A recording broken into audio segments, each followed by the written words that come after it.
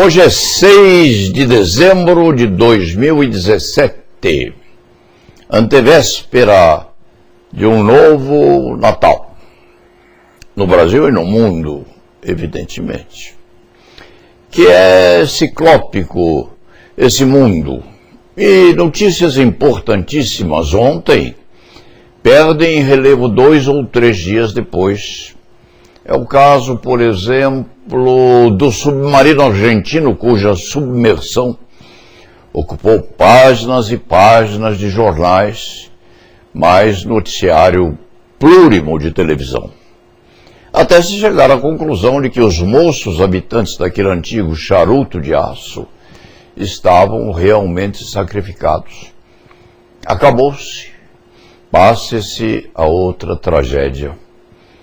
Nem mesmo a briga entre coreano tresloucado do norte, ameaçando atirar foguete atômico sobre a América do Norte também, desperta interesse extravagante no povo. Trump de um lado, adversário do outro.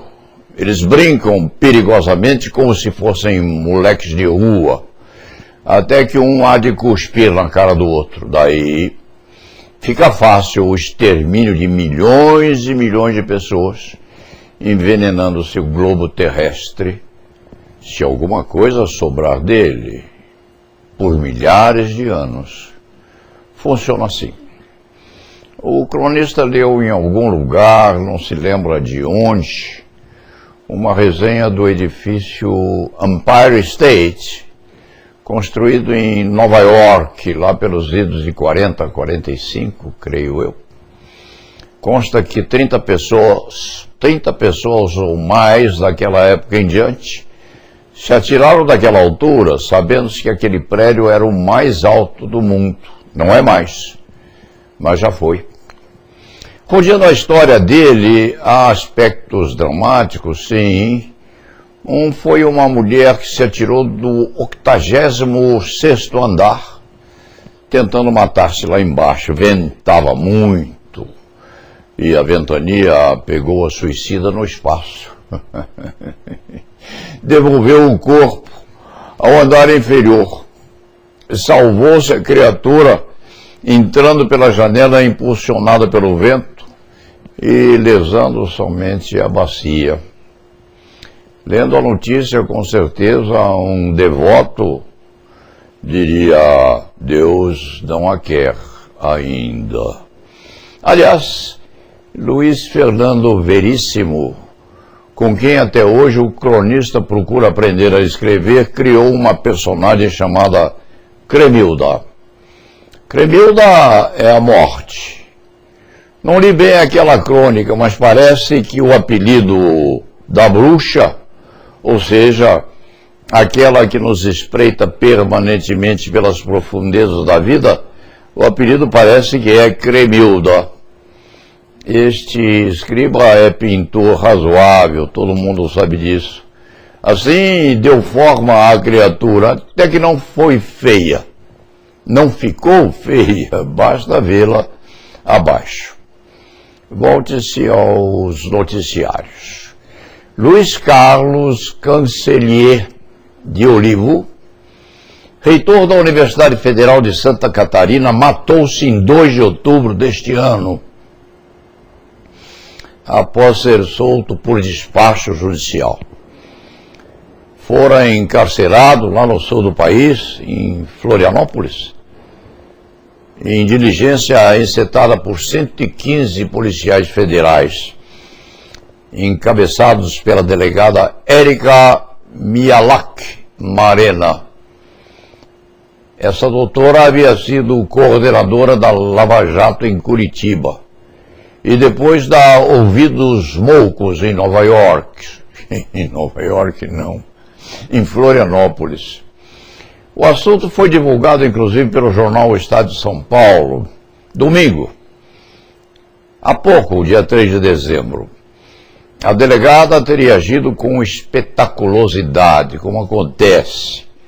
O professor, segundo o jornal O Estadão, teve os pés acorrentados, as mãos algemadas, foi submetido pelado à revista íntima, vestiu uniforme de presidiário e ficou numa cela de segurança máxima, o reitor da Universidade Federal.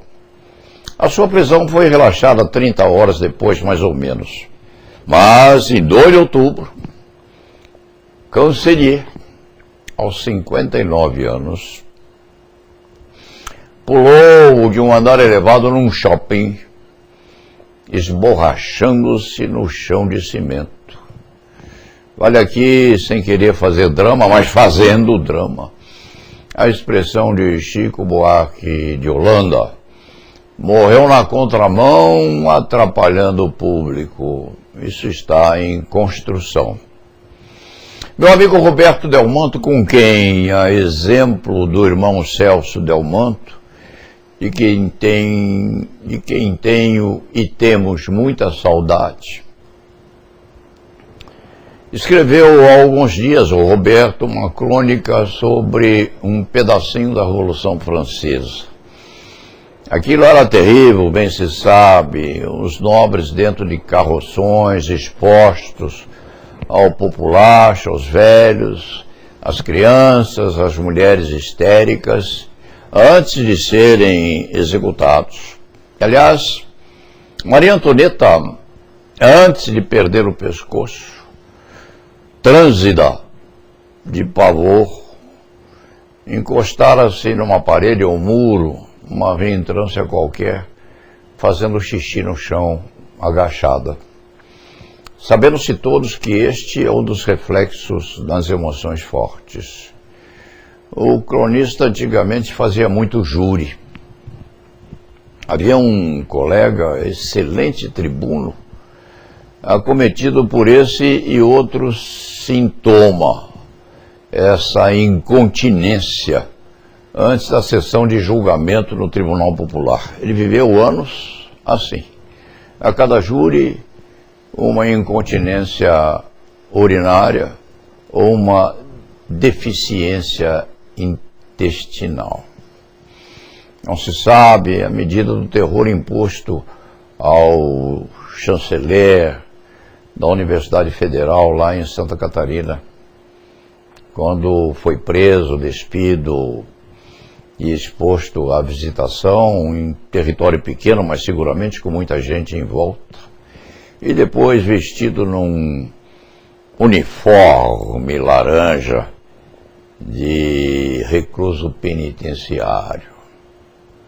Há uma certa ideação ligada àquilo que Roberto Delmanto escreveu sobre a Inquisição no século XIII, XIV, século XV até. Há quem se mate depois de um envergonhamento dessa espécie.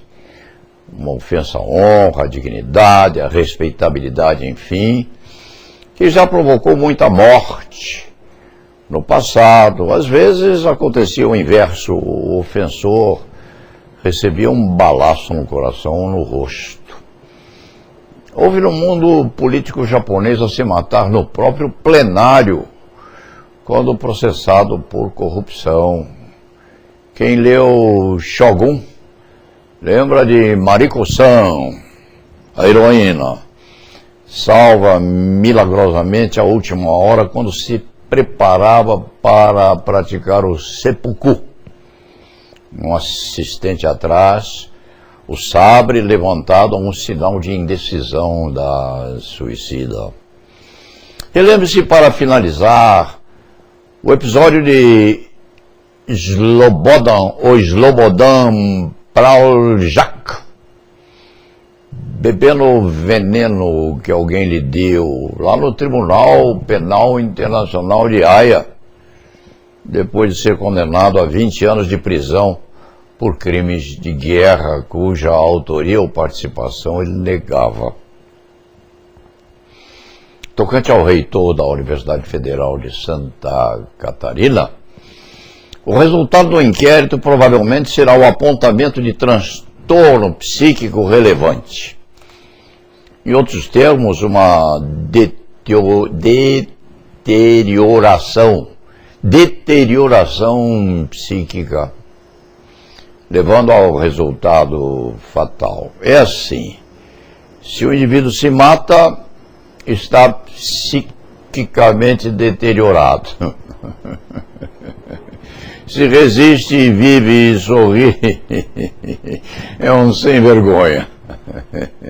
Entre os dois, o coração reverbera o seu esquentamento, ou sem vergonha, ou psiquicamente defasado da normalidade. É tragicômico das duas formas, ou sem vergonhice, ou desligamento da normalidade psíquica. Quanto àquele que provocou isso, ninguém diz coisa alguma. O que acontece, o que tem acontecido, é que os indiciados ou perseguidos são algemados em praça pública, como aconteceu lá ao ex-reitor. Pés acorrentado, sim, desvestido, desnudado vergonhosamente sob o olhar de muitos, a pretexto do exame de corpo de delito. E por fim, o encarceramento em cela cimentada numa penitenciária qualquer, lá no sul do país. Tudo antes de instauração do processo. E sem se saber se o reitor era ou não delinquente. Isto significa que o Brasil está assim e continua assim, sob o domínio de manobras venenosas, assemelhadas ao período medieval. Avilta-se o ser humano, primeiro. Depois, então, vem o processo, a condenação ou a exculpação, mas primeiro o envergonhamento, o desnudamento, o acorrentamento, o preso algemado impedido até de coçar o nariz se a mosca defecar em cima do naso. Agride-se despodoradamente a lei vigente. O Supremo Tribunal Federal, lá longe, deve estar prestando atenção nisso. Que o faça, sob pena de cohonestar o que vem sendo feito por aí. E la nave vá.